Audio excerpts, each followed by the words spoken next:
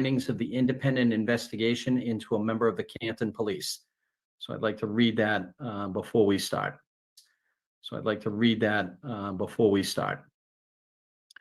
The Canton Police Department and the Select Board have released the findings of an independent investigation into the conduct of a Canton police officer. The town of Canton and the Canton Police Department commissioned an independent investigation into Detective Kevin Albert's on-duty conduct during a cold case investigation in July of 2022. The investigation, which was conducted by attorney Terrence M. Delahanty, began on June 17th and continued through the end of August. Delahanty's final report sustained charges of conduct unbecoming an officer and possession or use of alcohol while on duty. The town of Canton appreciates the thorough investigation conducted by attorney Terrence M. Delahanty, a well-respected independent investigator and former police chief and town manager of Winthrop. Detective Albert has accepted punishment consistent with the police department's collective bargaining agreement. All right. So next, we're going to open up the public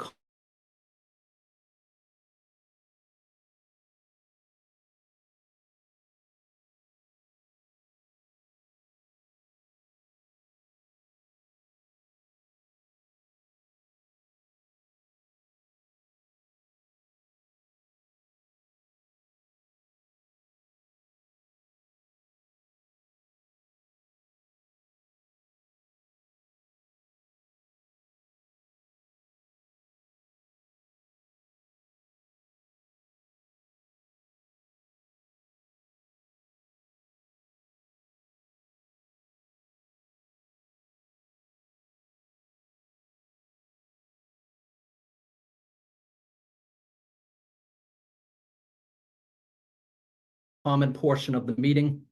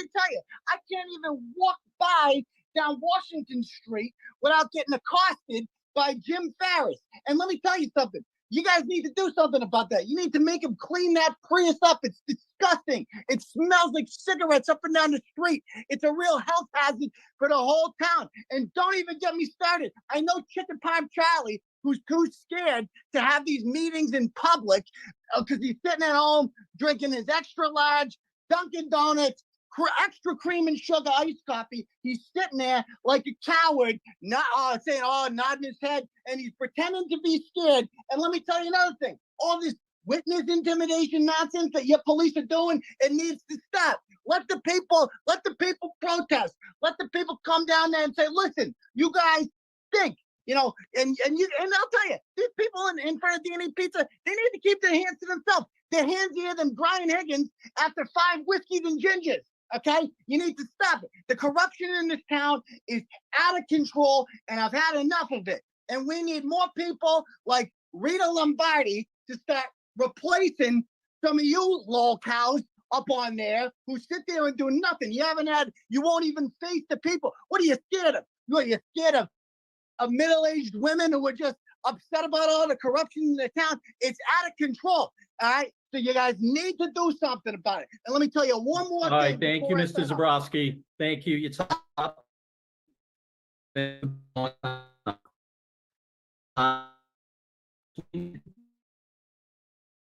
Just a second to unmute you.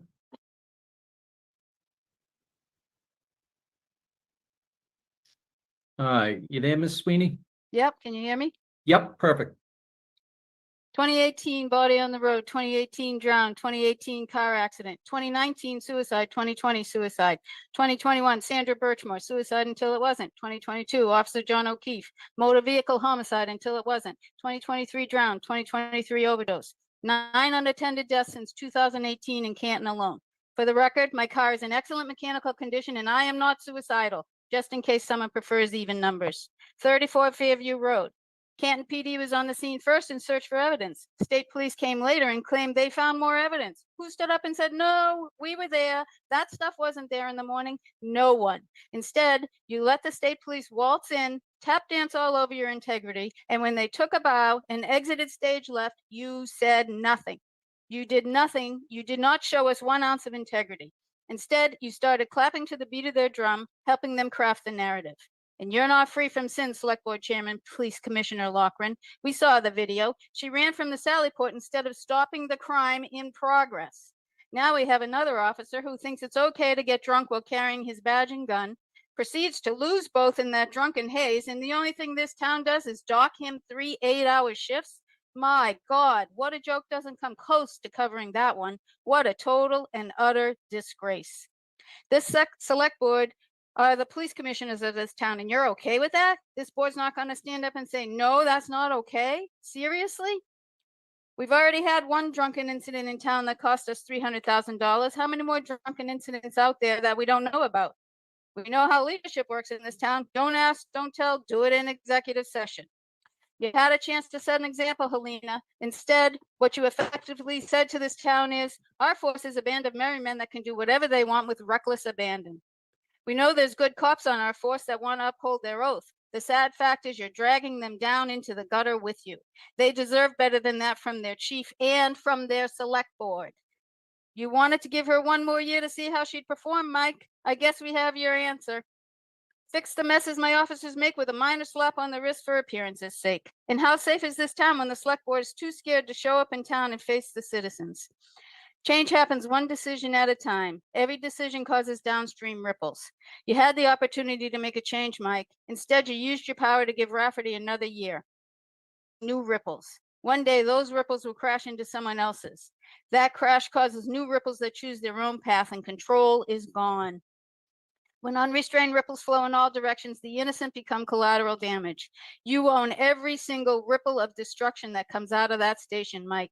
I hope it was worth what you got out of that deal, whatever the heck it was. Receivership would be wicked pisser, Josh, before there's more blood on the streets of Canton. I remember your words, no fear, no favor. Can't wait till they show up. Thank you very much. Next we have Ms. Harrington. Give us just a minute, Susan, to unmute you. There you go. You should be good. You can hear me okay? Yep, perfect. Thank you. I recently sent an email to the select board asking what, if any, rubrics were used for annual evaluations of key town employees such as chief of police, fire chief, town administrator, etc. I was dismayed to learn that no such evaluations are done. Doing annual evaluations with objective metrics is Management 101. It's especially important in a town like Canton, where select board members have known these individuals for decades and may have social relationships with some of them. These kinds of relationships can create biases that impede the select board in its executive functions.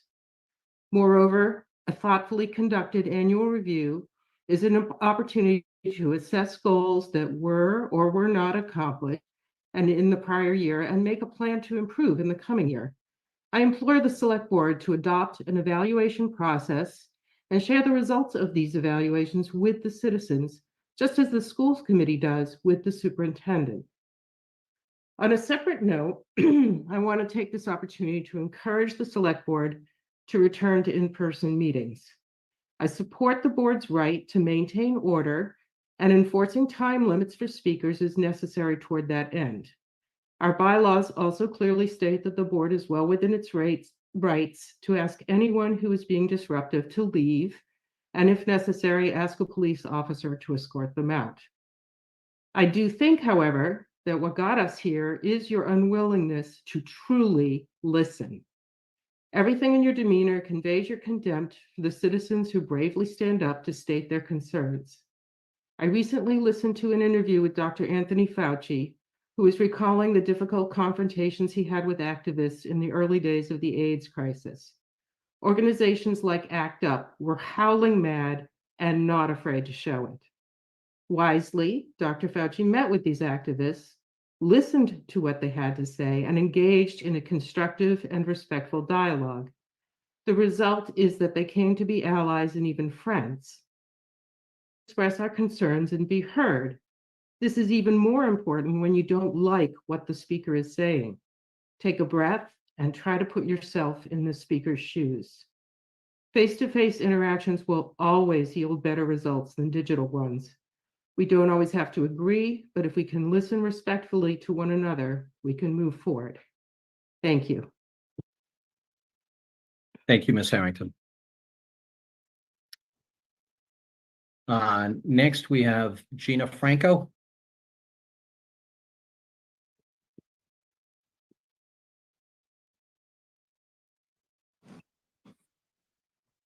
You go, Gina. You should be able to. Can you hear me, Mike? Yep, perfect. Excellent. Gina Franco, third generation Canton resident taxpayer. I have entrusted the select board of our town to manage the town, to treat everyone fairly and honestly, to be transparent. Apparently, I've been doing it blindly all these years. This last year and a half, my stomach has turned. I'm saddened. I used to call Canton my home and be proud of it. I've been called a townie many times and used to be proud of it. Not anymore. Chris Albert, sitting on that board, is an embarrassment to this town. Continues to be an embarrassment.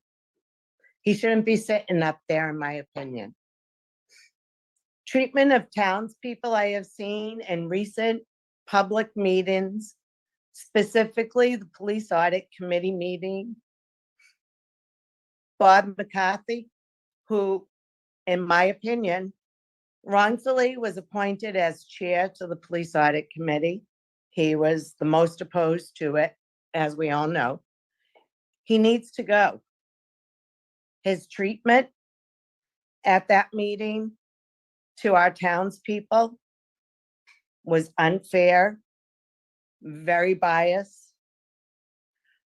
The two other members that he appointed, the members of our community at large, those were cherry picked, and we all know that.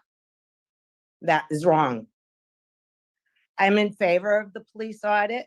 And from what I have just heard in the previous speakers, this audit is necessary more than ever. Bob McCarthy is stuck on 200,000.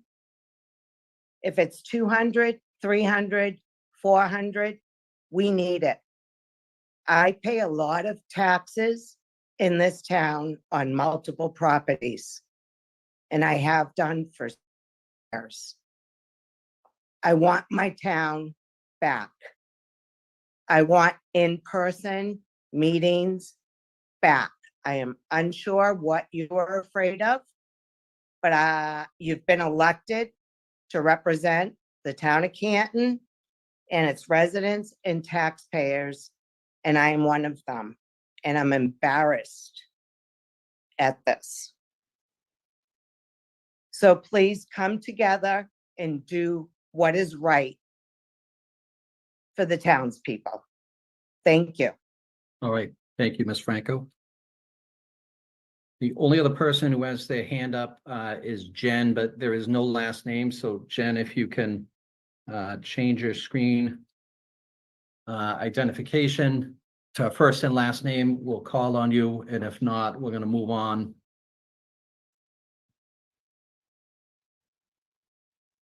All right. So she disappeared. So we'll end the public comment. And Jen, if you do have something, you can email the select board. And we will take that under advisement. All right. Mr. Albert, first on the agenda. All right, first on the agenda tonight, we have Mr. Scollins to give us an update on the funding recommendations for the Galvin Middle School project, along with a few other people. He can introduce them. Great. Thanks, Clerk and Mr. Chair. Good evening, Mr. Chair, members of the board and town administrator. So tonight we have with us Superintendent Derek Folan, and we have from our owner's project manager of the Galvin Middle School project, Laura Laporto from left field. From Linda. I'm sorry, Linda, Laura. Sorry, Laura. And we also have Justin Tebow, our from our architect firm on the project, AI3, and then from the contract manager at risk firm Consigli, we have William O'Rourke and Christy Lyons, and I think I got everybody. And Mr. Chair, I'd like to share my screen to review these slides if possible. Sure. Very good.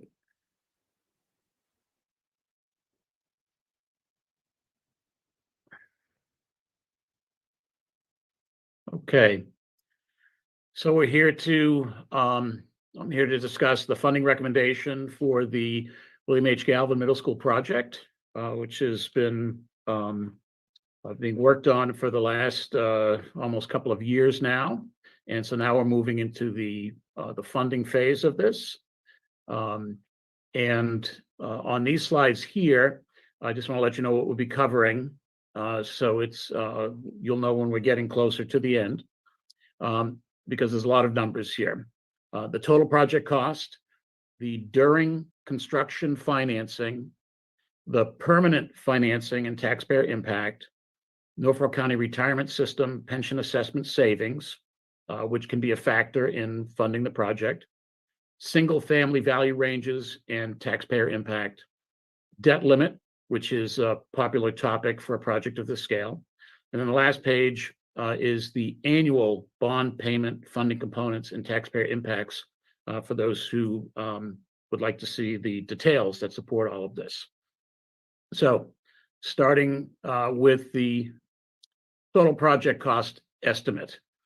The total project cost estimate for the GMS new construction and 5 to 8 grade configuration, including an 800-seat auditorium, turf fields with lighting, and partial geothermal for public spaces, not for the classrooms, is $241.76 million, including $11.7 million of contingency. Part of this total cost is $1.5 million in feasibility costs, which have been previously funded from free cash at town meeting. And we're receiving a 52.88% reimbursement rate, which it's good to note that that's up from, I believe, the starting rate of 47.21 or 31 due to some achievements of the project team in this project. So they bettered the initial reimbursement based on the MSBA's, Mass School Building Authority's evaluation of the town's proposal. So after the $1.5 million, we're left with $240.26 million in construction cost. And that has a net 30.618 reimbursement rate. And when the project is built, we will permanently fund the town share of 166.7 million with a recommended 30-year bond, and that's at project completion in fiscal 30. Any questions just on the opening total project cost estimate? Okay, hearing none. Go into more complex slide. I've broken it down into 3 components. This is the during construction of construction costs, financing costs, and funding of financing costs. I'm going to blow this up so I focus right in on each of the sections for better viewing. So the construction costs. So the project timeline is 4.5 years when approved, starting in January of 25. And you can see the 5 different phases listed here. There's 6 months of detailed design and bidding specs. And then in the following year, 725 to 626, complete the design and bidding specs, and then construction enabling work. And then there's the next first year of construction, second year of construction, and then the building demo and closeout. So those are the 5 phases that we've broken this project out into, and you'll see for the reasons of financing purposes on the next table. But the estimated funding for each of these phases is based on cash flow estimates from our contract manager and OPM and architect. Again, totals to the $240.264 million, and you can see the amounts that are estimated to be needed during each of these phases. And the MSBA initial reimbursement amount percentage is estimated at 29.534%. That's less than the 30.18% max contribution from the MSBA due to a holdback that is common practice for the MSBA projects. They will hold back a portion of payments until the close of the project, where they'll complete an audit and true up, and we will get, assuming everything goes according to Hoyle, we will get the holdback. And in this case here, it's $2.6 million. So the initial reimbursement, $70.96 million. Net town funding during construction is $169.3 million, $2.6 million higher than ultimately what we would bond, assuming all of these dollars are spent because of the holdback, but we would get that back by the end of this time frame, by the end of June of 29. So that's the construction costs. Then we move into the financing costs. So the same phases of the project, and then the type of financing recommended for each phase are bands or bond anticipation notes, which is the traditional financing method for a multi-year project, where you borrow the amount that you need in a short time period. In this case here, initially it'd be 6 months and then 4 one-year bands. And you borrow those amounts and you just pay the interest. And then when you pay off the interest at the end of the term of each of these bands, you then take the principal amount and you add it to the next principal amount that's needed for the next phase. So that amount continues to build. In this case here, 169.3 million. And then the estimated interest costs or carrying costs associated with the financing here is about 13.65 million.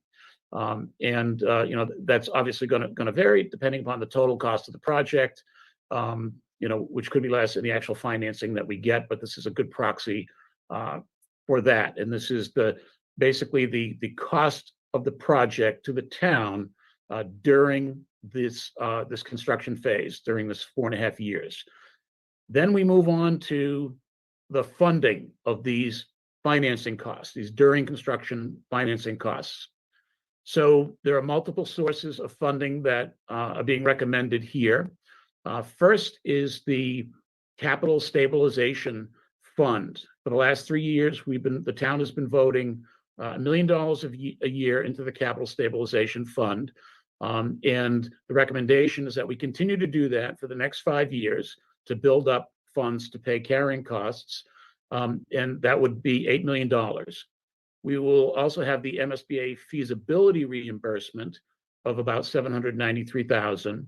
And then we'll have interest earnings on these amounts at just under $1 million. And that's been discounted based on the expected slow decline in interest rates that we just started to see.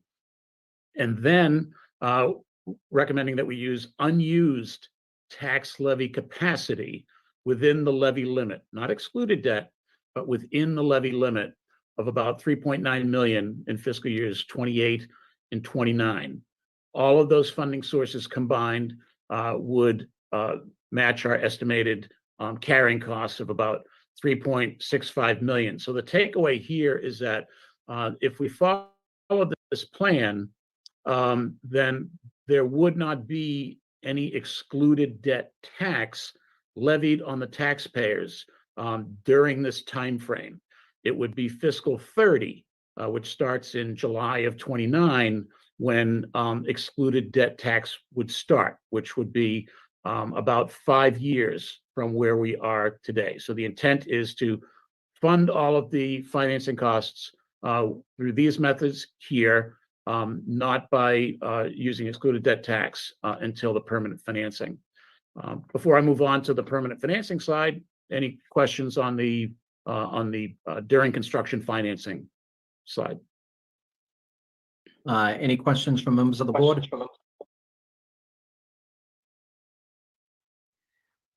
And I know many of you have seen this. Yeah, this is fantastic, Randy, and super creative. So thank you for all your hard work on this. Happy to do it. All So, right. so we know the Yep. questions. The next slide is the permanent financing. And the key variables for the permanent financing are the project cost, $240.264 million. Then the MSBA's share, their percentage, net 30.618. That translates into a max reimbursement amount of 73.56 million, leaving a town share of 166.7 million that we would then look to bond in fiscal 30. And the term I'm recommending is 30 years. Traditionally, we would do 20 years for a building project, but given the scale of this project, that's not really feasible for taxpayers. And so given that it's a 50-year expected life of the building, 30 years is certainly within the realm. And as a matter of fact, this year, the state has just allowed bonding for these types of projects over 40 years. I do not recommend that. That just gets very expensive. That would add another $33.3 million in interest costs over the life of the project. And so it's might sound attractive, but it's much more expensive for the community. Don't recommend that. The interest rate assumed on the long-term financing is 4%. That's a traditional assumption on capital projects. Again, we're talking about a bond offering that wouldn't be offered for 5 years. So, this is a normal assumption of interest rate on a project like this. We'll see where it lands at that point in time, but it's certainly for a 30-year bond versus a 20-year bond. I think it's more realistic and we'll see what help we get from the Fed along the way, or the economy.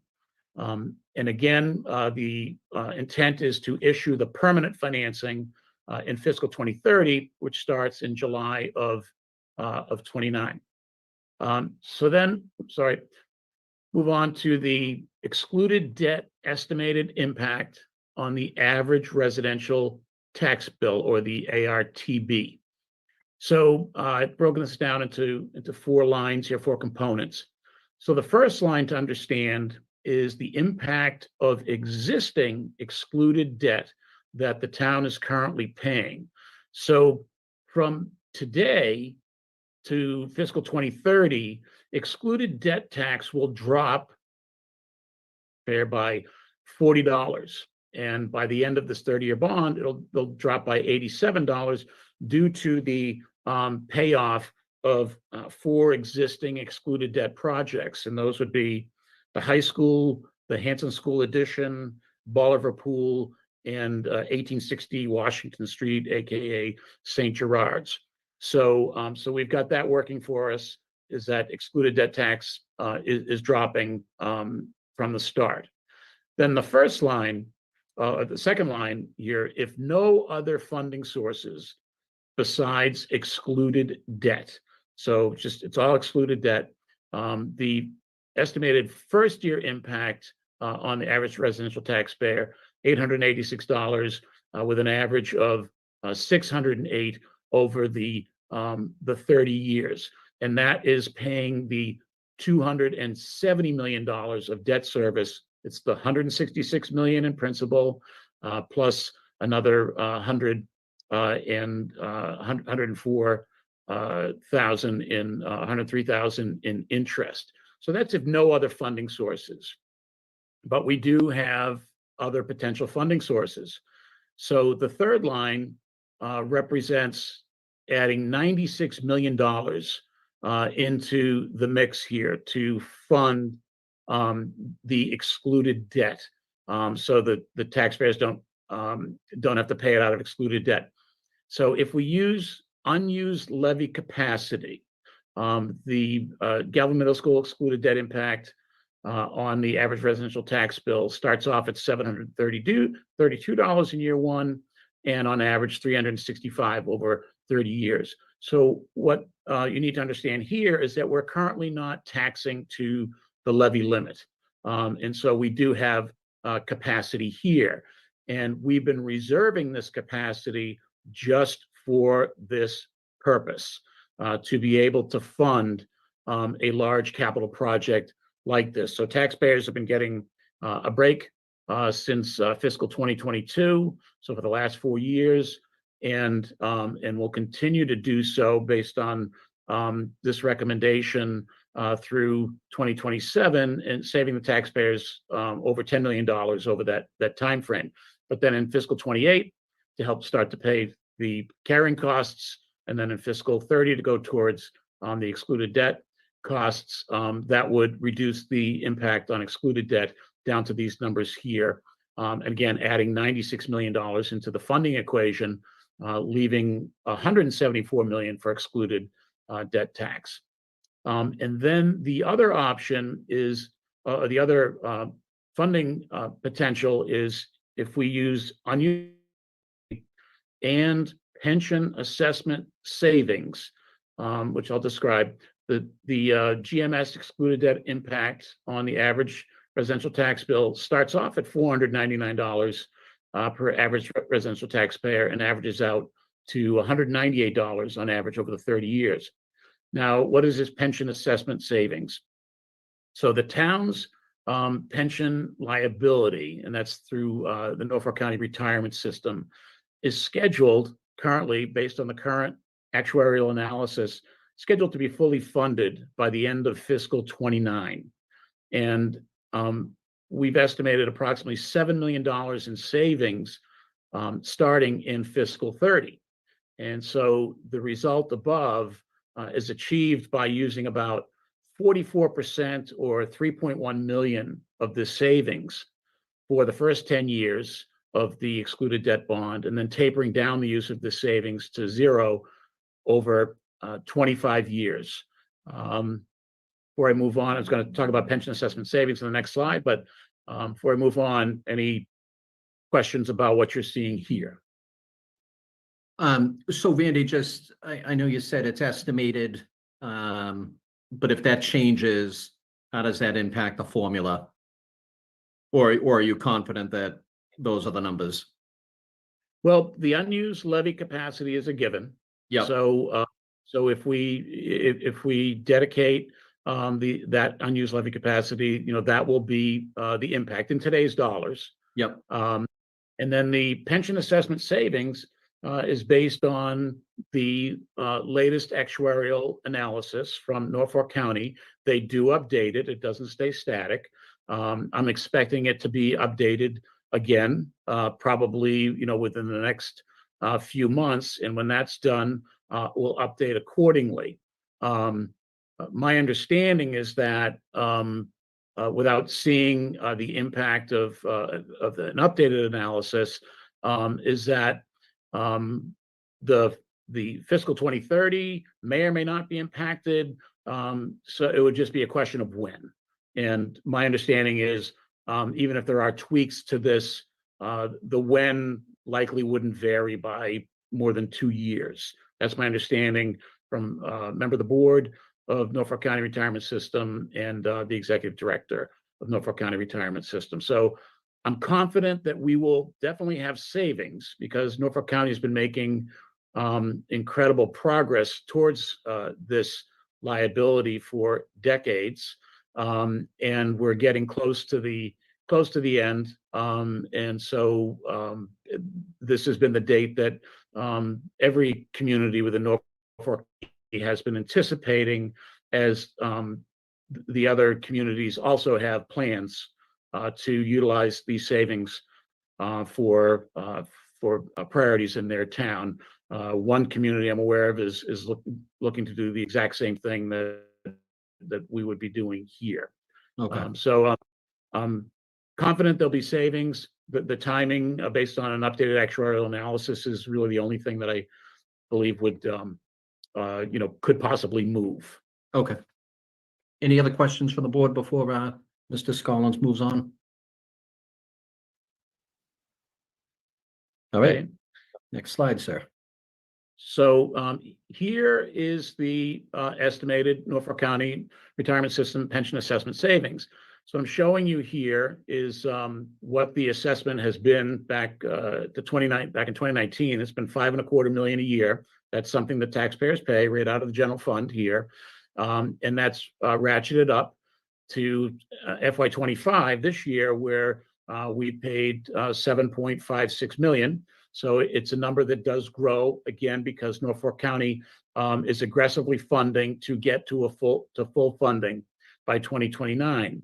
And based on the latest actuarial analysis, we're expecting 3.5% increases up through fiscal 29, getting us up to almost $8.7 million in a town of Canton assessment.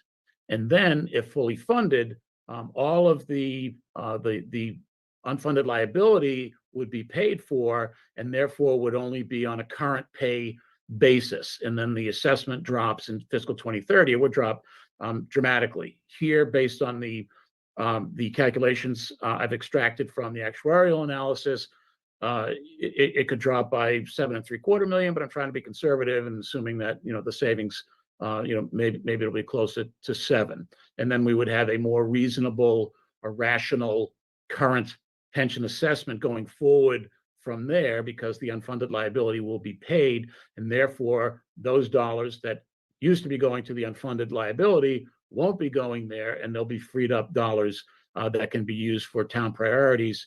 And what's being recommended here is that we dedicate about 44% out of the gate of the savings of $7 million to the debt service to lower the impact on taxpayers. I just wanted people to see that these are real numbers. This is how they've been moving, and this is based on the latest actuarial analysis, which again we'll probably update in the next few months. Okay. Right.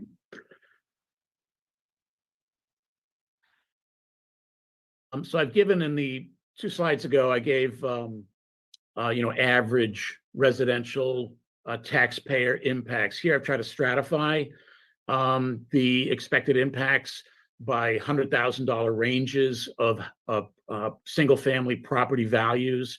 So 150 to 250,000, going all the way up to $1,150,000 to $1,250,000. That's property values, and then the last range is $1,250,000 to $4,250,000, because this is a smaller grouping. So the assessed values and tax rate are based on fiscal 24, because we do not have a fiscal 25 a tax rate or tax value set at this point in time. So it's based on the latest data that we have. And property taxes are currently based on a 60.5% residential and 39.5% commercial tax split.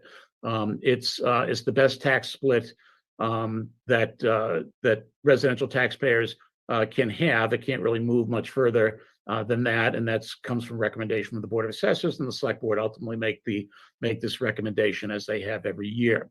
So the assessed values, the tax rate, and the tax split, of course, will vary every year.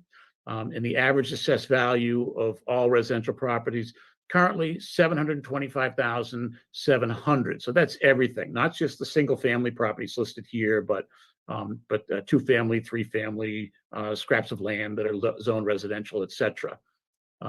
So assuming a mix of excluded debt, unused levy capacity, and a portion of the estimated pension assessment savings, only about 40%, or $108 million, of the total GMS debt service of $270 million is estimated to be funded from excluded debt. So as you can see, we're looking to take the burden down pretty dramatically for the taxpayers for the cost of this project. Any questions on this slide? Nope, I think we're good. Okay. So next is the debt limit calculation. So Massachusetts municipalities are subject to a debt limit. We can only borrow so much, and that's based on 5% of the assessed taxable property value. And that recalibrates, the state recalibrates that and moves that every 2 years.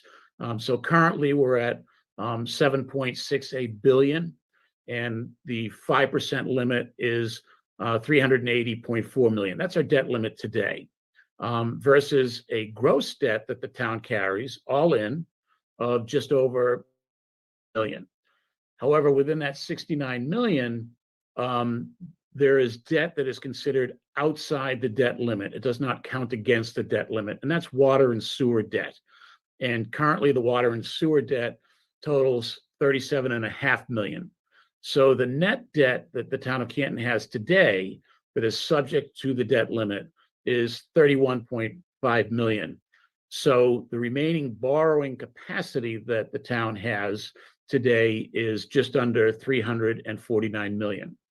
So then below the gray line, I've made the projection that assuming this project passes in December, that would authorize 241.76 million in debt for this project. That would still leave us remaining borrowing capacity under the limit of 107 million. As you can see, that's still about 3 times what the town, or more than 3 times what the town is currently utilizing. So it's not the point is that it's not a debt limit concern, but it makes sense to point it out so people can understand why it's not a concern. And then the other aspect that will go in the town's favor to increase its debt limit is that, as you know, the Masco Building Authority requires the town to authorize the entirety of the cost of the project, or to authorize that borrowing, even though at the end of the day, the town is only anticipating to borrow about 167 million of that.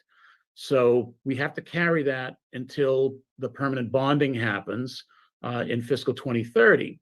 So then in fiscal 31, we would go to town meeting with our typical housekeeping article to rescind unused borrowing authorizations. And specific to this project, we would come forward and rescind approximately 75 million of unused debt authorization for this project, bringing us back up to about 182 million of capacity under the limit. So going through this calculation, I'm very comfortable that there's no compromising that's happening here in terms of the town's ability to handle any other building related significant projects. We have, as you know, we fund cash capital and regular included debt capital every year of at least $4 million, growing to $5 million. And then our amortization of existing debt pretty much keeps on par with that. So our debt number really doesn't grow. Our included debt number within the limit really doesn't grow, outside of this limit. We're pretty static. So there certainly, would be plenty of room within our debt capacity for any other major building project. And I'm not aware of projects of this scale in the town, projects that, that could come to fruition, this building, but meaning Memorial Hall, St. Gerard's, other buildings certainly would fall well within this limit. So just again, wanted folks to understand that the town would not be compromised on its borrowing capabilities because of this debt limit. Thanks, Randy, for making that point, because obviously St. Gerard's was something that we pushed hard to get, and the board does need to start to move that project forward, and it's good to know that whatever we end up doing, we have the capability to do something. Absolutely, and we did discuss that and possibilities, and so it's clear that that whatever the designs are for that project or other projects are certainly doable within the town's debt capacities. Great. The last slide I have, I apologize, a bit of an eye chart, but this is available for anybody to see and inspect. And basically, it takes everything that I've discussed and puts it onto one page. So every year for the excluded debt, borrowing, all 30 years, when it starts, fiscal 30, when it would end, 2049, the amount borrowed, 166.7, and then the term, 30 years, and how that principal is amortized every year. We amortize principal evenly, so 5.55 million per year, and then what the annual interest cost would be at 4%. And then that totals to the annual debt service, starting out at 12.2 million, and at 30 years, it's about 5.77. And then I load in the funding options to pay this debt service. So I start with the unused levy capacity, starts off at over 2 million, and that grows by 3% a year to 4.77 million. So that totals over 96 million, or 36% of the total 270 million, which is 166.7 in principal and 103 million in interest. So unused levy capacity can defray more than a third of that. And then the pension assessment assumption phasing in at just under 3.1 million and tapering that down over the 25 years. Again, because I'm sure there'll be other designs on those funds of the town. But that still contributes about 34% of the total estimated debt service, or 66 million, leaving the amount to be funded from excluded debt of about 107.6 million, or only 40% of the grand total of the debt service. Then it moves into the actual tax impact, the split between residential and commercial, that's 60.47% versus 39.5%. And how that impacts the levy in year one, and then the impact on the average residential tax rate based on the current average residential property value of 0.7 million.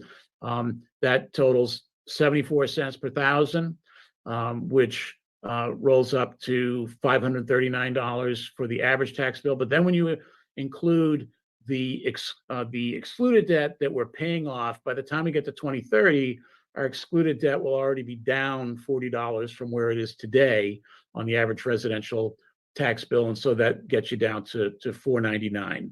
And then you can see how that averages at the bottom, $198 per year. And it really starts to drop nicely in this analysis after 5 years. And again, after another 5 years, you start stepping down pretty significantly. And again, we're talking about an excluded debt bond that would not be issued for 5 years. So, you know, there are some upsides, which don't try to incorporate in here, meaning there will be more taxable property in the town. So there'll be a larger pie, and the burden will be split, you know, further within residential. But this is in today's dollars, in today's tax scenario, this is what it would look like. But I expect, based on how these numbers move, that you know, our results should be a little better than this. And that concludes the slides. Well past the 20 minutes, I might add. I'm sorry. So any questions for Mr. Scollins? I have a comment. Thank you, Randy, for the masterclass in finance for municipalities. Thank you. I love it. It's I love the numbers. Yeah. So, Mr. Folan, is there a link for residents to go to where they can, I don't want to say learn about the project, but to see some of the stuff that, you know, Randy just presented? Mr. Chair, we have a link on our district school website that can bring you to everything regarding the Galvin Middle School project. It is our very first link. It's been up there for quite a bit of time, and it can bring you to a website that will have all of our recordings from our school business, school building committee, but then also some of the renderings, just an overview of the project, some frequently asked questions. Once this recording is up from Canton Cable, we'll put this up as well, and we'll make it available to everything. You know, we realize that this project is incredible. We're proud of it. It's going to be transformational for the town and state of the art. We invested a lot of time listening to the community, and it hits really all the priorities of the community, but we also know it's a big investment.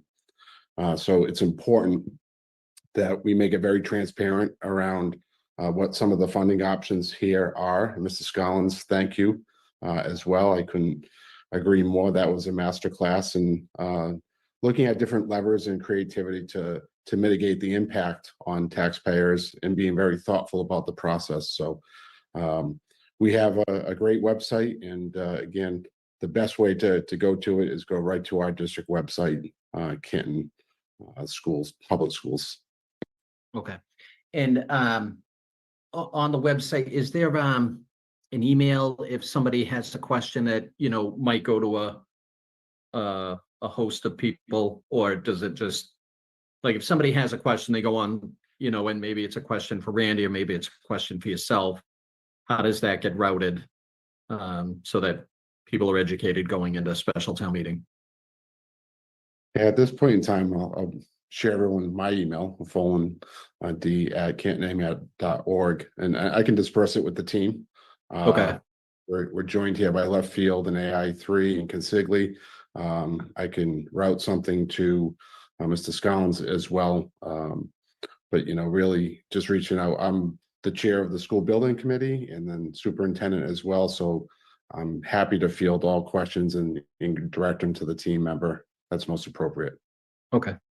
And then a question for the town administrator. So, Mr. Duty, is this something that maybe we can talk to IT about, putting a link on the town webpage that directs to the school building website. So just if somebody goes to our homepage, that they can be, hey, you know, information on the GMS project, and it'll route them to where they're supposed to be.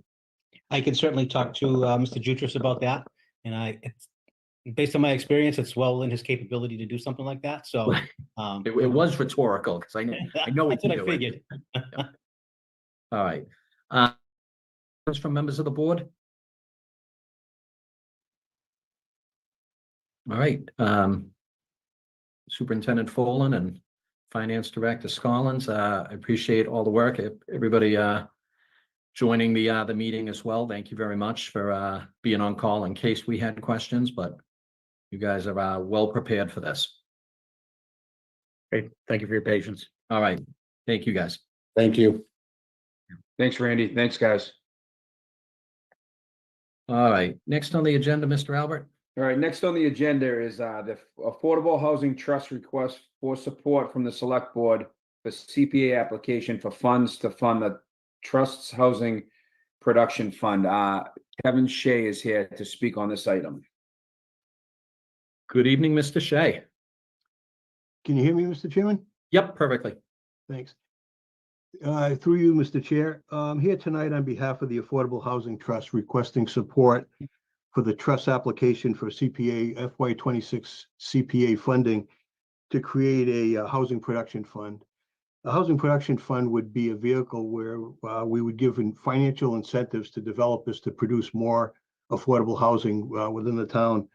The two requirements, one would be that the units would have to be in perpetuity deed restricted, and they would have to be eligible to be contained on the town subsidized housing agreement.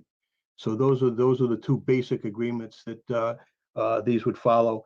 The financial incentives were done through a publicly advertised request for proposal with evaluation criteria.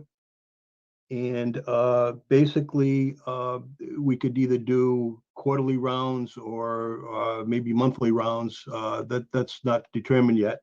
But basically, we would evaluate them based on criteria that we developed in terms of, you know, financial stability, experience, and so forth. And these would be deferred loans after 3 years, if in fact these are all deed recorded, and we have evidence that these are deed recorded in perpetuity. The impetus for this was the fact that the town's subsidized housing inventory went down a little bit from 2022 to 2023. It went down from 13.31 in 22 to 11.88 in 2023. And that's because of the fact that the state now is using the 2020 census as opposed to the 2010 census. In that 10-year period, the town basically created 1,159 units, most of which were market. So the affordables didn't keep pace with the So it's always been a goal of the town to keep above the 10% in the subsidized housing inventory. That way the town can control its own destiny in terms of growth. So what the trust is proposing is, or I'm sorry, applying for is $255,000. $250,000 would be used for incentives actually to create the housing. We put $5,000 into legal fees. We might need some help on deed recordings and so forth. And at the next to last Affordable Housing Trust meeting, the trust committed an additional $200,000 to the program. So basically, if passed through the CPA and town meeting, the total of the project would be $455,000, $5,000 of which would be for legal. The rest would be put on the street to actually develop the affordable housing. And again, the two keys are deed restricted in perpetuity, and they would have to go to count towards the 10% for the town. Thank you, So, Mr. Shea. The pre-application was approved last month by the CPC committee. The final application is due no later than October 18th. We've started working on that already. So on behalf of the trust, we're seeking support from the select board to go forward. Thank you, Mr. Shea. So just before I open it up to questions, as Chair of the Affordable Housing Trust, as Mr. Shea mentioned, our focus is on making sure that the town stays above that 10% threshold. And this is one of the strategies to do that, to try and help increase our subsidized housing inventory. And so that's why the Affordable Housing Trust unanimously supported this request. So Mr. Shea is here asking that the Select Board support that request as well. And I am asking the Select Board to support this. Any questions from the board? Yep, Mr. Conley. Thank you, Mr. Chairman. Through you or to Mr. Shea. I'm concerned about the units that are coming offline, Stagecoach, Blue Hills Village. When we had acquired the condominium and sold it, that money was going to go to try to go back to those developments and make them in perpetuity. Is where do we stand in that? And because we cannot get below the 10%, we fought like heck to get to the 10%, and we cannot go below that. I don't want to build more units.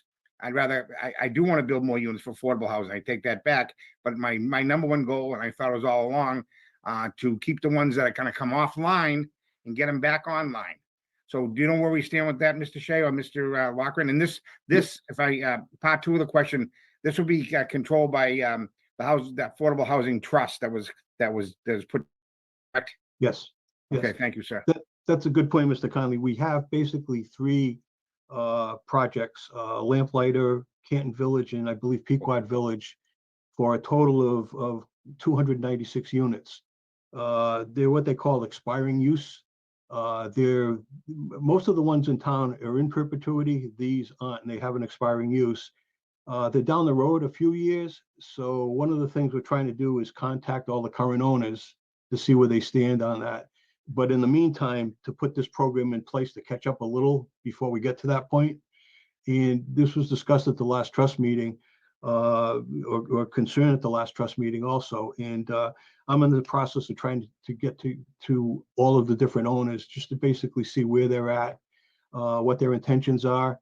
And as I mentioned at the last trust meeting, we had a similar situation. One project I could think of when I was down in the town of Barnstable, where it was an expiring use. And what we did was we put the developer in contact with a couple of the financing sources, HUD being one of them, the state the other. And what they did was they extended the term of the loan and gave them a more favorable term as an incentive, and that worked out. So we could also act as a broker to kind of broker that. Those three that you mentioned are probably, I think the nearest one is maybe 3 years, but it'll come up quick. 2028, I think. Yeah. Yeah. But that is a concern. That's something in addition to this fund that we'd be working on to make sure those 296 units stay put. Okay, thank you, Mr. Shea. And I would just say once again, I want to make sure that we can't afford to lose 296 units. We can't afford to lose 2 units. So you said we've gone down, units have gone to 11, down to 11%, and that scares me. And we want to make sure that we are above the 10%, or we could be in for a rude awakening. And I don't want that. We don't want to keep going forward and have the try and get those units. Have you met with any of the developments, and then you involved with this in Barnstable, or you just heard about it or talked to the people down in Barnstable? No, I was working for the town at the time. Okay, and the developers, because it's guaranteed money, they're going to get paid if it's correct. Yeah. Am I right in saying that? Yeah, It was in their best interest, and they get more favorable rates would help. Yeah, and we could act as a broker for that to find out where the funding sources are to help them. So you're not going to go anywhere, correct? No. You've already been down this road, right? Yes. Okay, so you said it live today, right? Thank you. Thank you, Mr. Chairman. Thank you. Any other questions for Mr. Shea? All right, so Mr. Albert, do we have a motion? Yeah, I make a motion that the board approve the housing trust request, or we support the housing trust application for CPC funds to the Trust Housing Production Fund. Second. Motion has been made and seconded. Any further discussion? Hearing none, all those in favor say aye. Aye. Aye. We'll do a roll call vote. Mr. Albert, Yes. Mr. Conley, Yes. Ms. Boyden, Yes. and the chair as well, 4-0. Thank you, Mr. Shea. Thank you, Mr. Shea. Go get him. Thank you. Thank you. Thank Enjoy you. the rest of your night. Have a good night. Thank you. All right, Mr. Albert, All next. right, next on the agenda, I think Mr. Duty's gonna speak about this. It's to move some fire department apparatus to 1860 Washington Street. Mr. Duty, you want to speak on this? Yeah, certainly. Mr. Chair, I received a request from Deputy Chief Freitas of the Canton Fire Department. They are looking to utilize the back parking lot of St. Gerard's Church to do emergency vehicle driver training. It's an important part of their training regimen. They have 50 some odd employees who are responsible to drive very large trucks. And part of that training is to at least twice a year, practice on basically a course to keep their skills proficient. So they're looking to utilize that parking lot probably twice per year. The back half, so not as to interfere with any of the parking for the food pantry and so forth.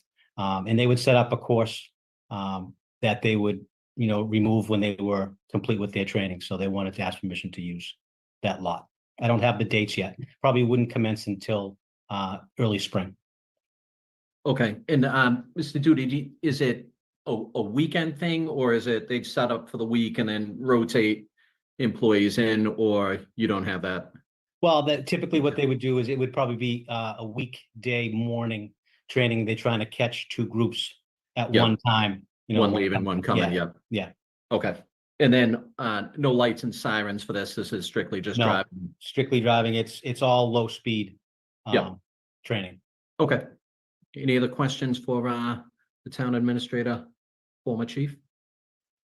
All right, if not, Mr. Albert, Okay, I make a motion that we move that the board approve the request for the fire department for the use of the parking lot at 1860 Washington Street for driving competency courses for their apparatus.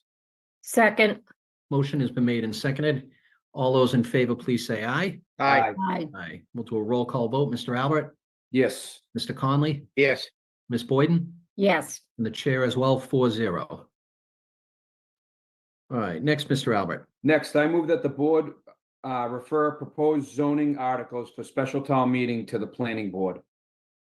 So common practice, this is just saying that any zoning articles, we're going to defer to the planning board at our town meeting.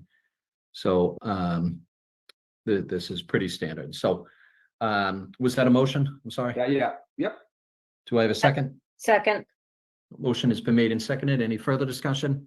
Hearing none, all those in favor say aye. Aye. Aye. Aye. Mr. Albert, Yes. Mr. Conley, Yes. Ms. Boyden? Yep. Yes. Yep, and the chair as well, 4-0. And just so the public is aware, on our agenda, we had an item related to the First Parish Unitarian Church, and we were asked to postpone that for the time being. So we got that notification late, so that's why it's on the agenda, but we are not addressing that tonight. All right. Next, Mr. Albert. Next up, I move that the board approve the International Association of Firefighters Memorandum of Agreement. All right. Do I have a second? Wait, I just wanted to ask, Charlie, Chair, to just talk a little bit about what that means. So, sure. We actually have our HR director on, so why don't I let Ms. Middleton give a brief comment. Thank you. Good evening. Yes, the town entered into negotiations with the fire union probably the beginning of the year. Their contract was up at the end of the fiscal year 24. We have come to an agreement that we're asking you to ratify tonight, a 3-year agreement. The COLAs for each 3 years are consistent with what was previously approved under the department head union, AEA, and personal service contracts. So it would be a 3%, 2.5, 2.5 for each consecutive fiscal year. There was an article that we memorialized the practice of personnel how many firefighters were at the station. We typically operate with 11. The contract said 9. We don't typically go below 11. So that was to memorialize the practice that we are actually put in place. There were minor stipend increase for position stipends, just increasing $150 over a two fiscal year period. I think probably one of the standouts is the paramedic and EMT stipend was converted to a percentage. This would not take place until January of 25. And this is and we have all firefighters are EMTs and majority paramedics. They do receive a stipend for that. And it is converted into a percentage, 7% of their base pay for EMTs and 11% for paramedics on their base salary. And this is an item that does come up every contract negotiations. It was time we did a survey of surrounding towns, and this would kind of keep us in a competitive market with other surrounding towns and firefighters, so we can attract and retain the best firefighters that we have. Thanks so much. Thank you, Jody. Yeah, no problem. Any questions? All right. Any other questions from the board? I just add that the fire union has ratified this contract, so their union has approved it. Okay. And then I would have added that this contract was done with our HR director and labor council as well. Correct. So, Yes. okay. All right. So Mr. Albert made the motion. Do I Yep, have a so second? all right, go ahead, I'm sorry. That's all right. Do we have a second? He made the motion. Second, Okay, motion has been made and seconded. Any further discussion? Hearing none, all those in favor, please say aye. Aye. I, Aye. Mr. Albert, Yes, Mr. Conley, Yes. Ms. Boyden, yes, and the chair as well, 4-0. Thank you. Thank you, Ms. Middleton, you. for the explanation and the hard work on that. thanks, Jody. Thank you. All right, next, Mr. Albert. Yep, next I move that the board appoint of a member to the Cultural Council, Agnes Hagan. Do I have a second? second, Motion has been made and seconded. All those in favor say aye. Aye. I, Aye. Mr. Conley, Yes. Mr. Albert, Yes. Ms. Boyden, yes, and the chair as well, 4-0. Next, Mr. Albert. All right, next, at the recommendation of the Director of Assessing and Human Resource Director, I move that the board approve the personal action form for the assessing technician, Lara McNeely. second, Motion has been made and seconded. All those in favor, please say aye. Aye. I, Mr. Conley, Yes. Mr. Albert, Yes. Ms. Boyden, yes, and the chair as well, 4-0. So the next is a common vic license. All the paperwork for the new ownership is in order. I move that the board approve the common victualer's license for Amaya Holdings, Inc., DBA Honeydew Donuts, 375 Washington Street. second, Motion has been made and Napontet. seconded. Any further discussion? Yep. Mr. Chair, just a quick clarification, that's Napontet Street. I said Napontet, didn't I? I thought you said Washington. no, You said Napontet, Napon- you did, you said Napontet, All right, My bad, thank you. sorry. I might have. That's all right. We're here to help each other. All Thank right, you. motion has been made and seconded. All those in favor, please say aye. Aye. I, Aye. Mr. Conley, Yes. Mr. Albert, Yes. Ms. Boyden, yes, and the chair as well, 4-0.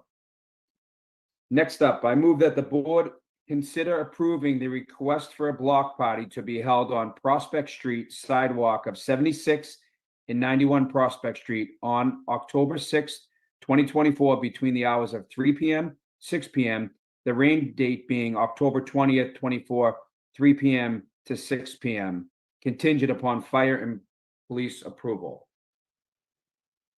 Do I have a second, second? second, Motion has been made and seconded. Any further discussion? Hearing none, all those in favor, please say aye. Aye. Aye. Mr. Conley, Yes. Mr. Albert, Yes. Ms. Boyden, yes, the chair as well, 4-0. All right, Next, next, yep. go ahead, I'm sorry. No, go ahead. Good, okay. Next is gonna be a bunch of dates here for a carnival coming up at the Trinity Episcopal Church. So I move that the board approve the request for a carnival to be held at the Trinity Episcopal Church, 1 Blue River Road, Hill River Road, on Thursday, October 17th, 2024, 6 to 10 p.m. Friday, October 18th, 2024, 6 to 10 p.m. Saturday, October 19th, 2024, 1 p.m. to 10 p.m. Sunday, October 20th, 2024, 1 p.m. to 8 p.m. Thursday, October 24th, 2024, 6 p.m. to 10 p.m. It's a long carnival. Friday, October 25th, 2024, 6 p.m. to 10 p.m. Saturday, October 26th, 2024, 1 p.m. to 10 p.m. Sunday, October 27th, 2024, 1 p.m. to 8 p.m. Contingent upon building commissioner, police chief, and fire chief approval during these hours of operation. And so is there a second? Oh, second. And there will be a police detail during the hours of operation. I know, Mr. Conley, you always asked to For the have past that 20 in, years, so, yes. yeah, Just in God forbid someone gets hurt, we can get someone Yep. down right away. yep. So Thank you. just you. a friendly amendment that we add the police There's a detail. police detail during these hours of operation. Okay. Correct. All right. It was so long that I Yeah, no, that's all right. That's all right. All those in favor say aye. Aye. Aye. Mr. Conley, Yes, Mr. Albert, Yes. Ms. Boyden, Yes. and the chair as well, 4-0.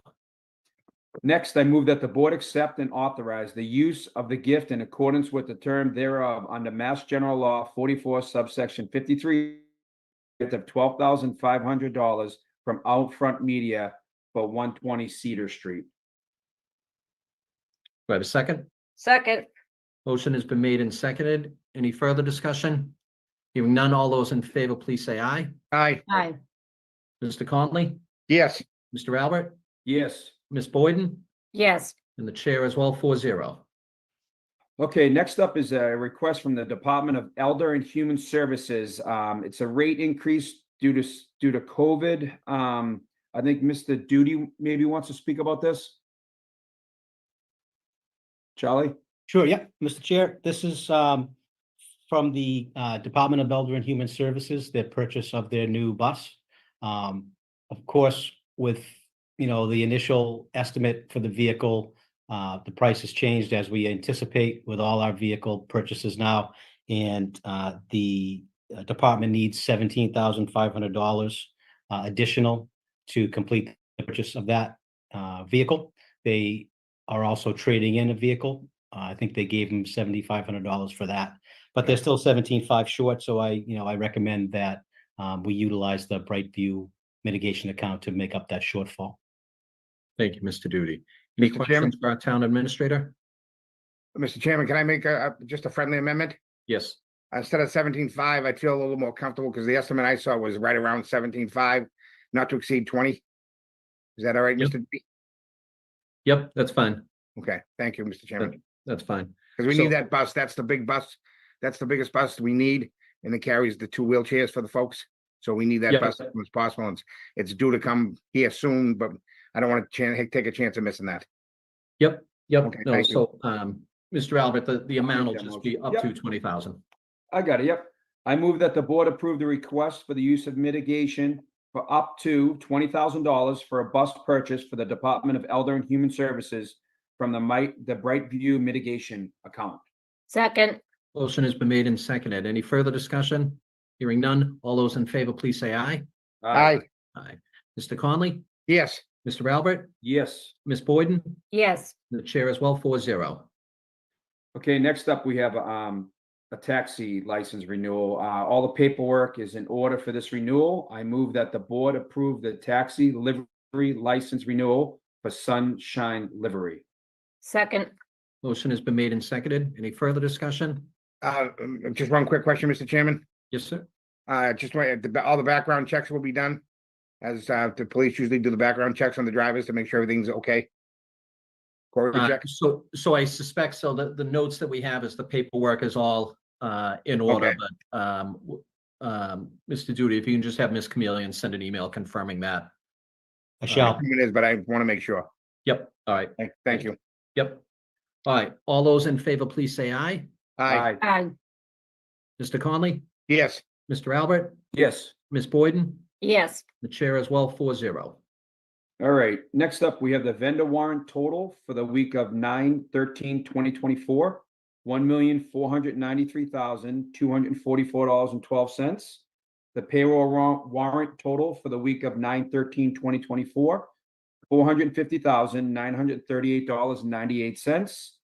The payroll warrant for the total week of 9/13/2024, $380,811.55.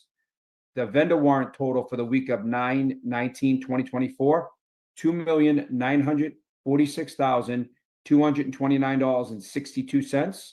And the payroll warrant total for the week of 9/19/2024, $1,520,848.04. All All right, right, next up, I move that the board approve the water and sewer commitment residential $5,313,853.89. Second.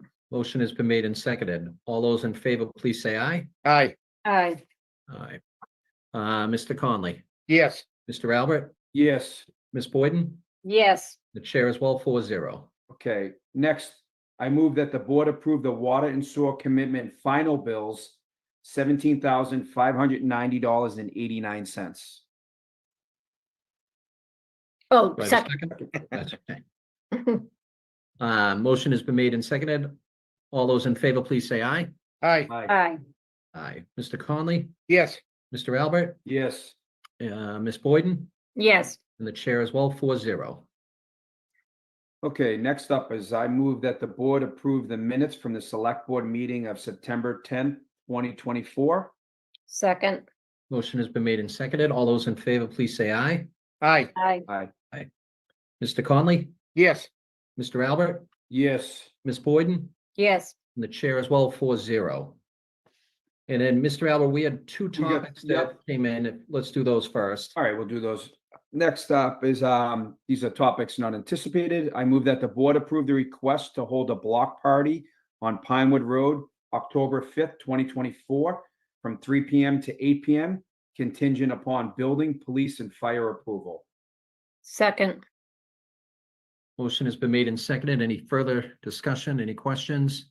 Hearing none. All those in favor, please say aye. Aye. Aye. Mr. Conley, Yes. Mr. Albert, Yes. Ms. Boyden, Yes. the chair as well, 4-0. Okay, next, I move that the board appoint to the Department of Elder and Human Services per diem bus driver, John Porcello Jr. Second. Motion has been made and seconded. Any further discussion? Hearing none. All those in favor, please say aye. Aye. Aye. Mr. Conley, Yes. Mr. Albert, Yes. Ms. Boyden, Yes. and the chair as well, 4-0. Okay, next is the town administrator update. Charlie, do you have anything for us? He does. He's on mute though, so. All right. Of course I am. Yes, I Alright. have a few announcements, Okay. sir. Thank you. First, I'd like to just give an update on the Serenity Garden project. You know, this project is moving along nicely. It was basically, you know, conceived during the COVID era, and lots of folks donated money for bricks and granite benches and trees. And I'm happy to say that the area that's where the Serenity Garden will be constructed has been staked out. The materials have arrived. The bricks are in possession of the DPW who will be doing the work. They're all engraved. We had a local company from Stoughton, Mike Cedrone, do the engraving. He's done work for the town before. They came out beautifully. And we're anticipating that project will get underway next week or the week after, weather permitting. And it will take about 2 to 3 weeks to complete. And then once it's complete, we will do a great unveiling and hopefully have a nice ceremony for folks so they can come down and see the Serenity Garden. Any questions about it? Nope. Thank you for getting that.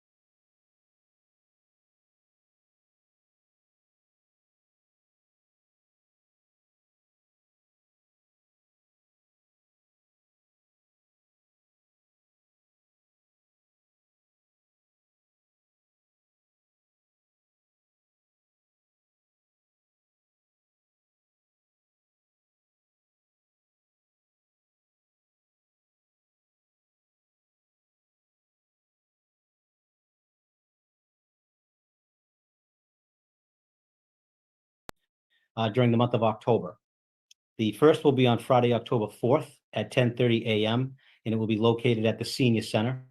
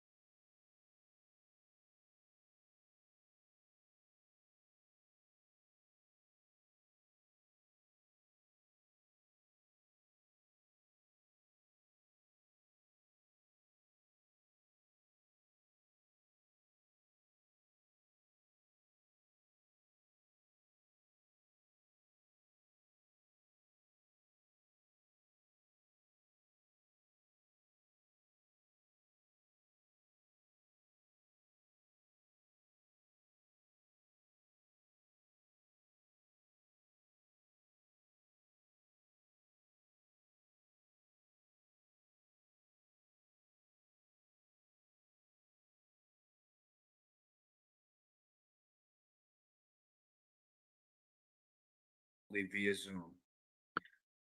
All right. Next, Mr. Next, Albert. the board will hold, the select board will hold its next meeting Tuesday, October 1st, 2024, remotely via Zoom. So the next meeting on October 1st is just to vote to approve the special town meeting warrant. The warrant has closed and is in a draft form and is currently being reviewed by town council. The time of the meeting is still being discussed among the members of the select board, but this most likely will be in the afternoon and should only be a 10-minute meeting. It's just a special quick meeting. Thank you. Okay. Anything else? I have one quick comment, Chair, if you don't mind. All right, Ms. Boyden? So I just wanted to mention the police audit committee meeting last week. The unprofessional behavior of a couple of committee members was appalling. Believe we can do better as a community. I want to thank Tara Schuman for urging them to be more collaborative one another. I also want to just thank, I guess, Kathleen Howley for participating despite her recent health challenges. That's all. Thank you. All right, thank you, Ms. Boyden. Mr. Albert? Yeah, I'll make a motion that we adjourn tonight's meeting. Second. Motion has been made and seconded to adjourn our select board meeting at 8:34 p.m. All those in favor, please say aye. Aye. Roll call vote, Mr. Conley, Yes, sir. Mr. Albert, Yes. Ms. Boyden, Yes. and the chair as well. Thank you, everybody, and have a good night. Thanks, guys. See ya. Thank you. Have a good Bye-bye. night. Thanks, everybody. Good night. Recording stopped. A reminder, Canton is a civil service town. These are promotional exams, and in order to be appointed, you have to top the exam, which is what these individuals have done. The amount of sergeants and lieutenants is considered is a result of the police reform bill passed a few years ago that states that we need X amount of lieutenants and sergeants. And so this is as a result of some of the recent retirees as well. All right. All those in favor, please say aye. Aye. Aye. 5-0. Mr. Conley.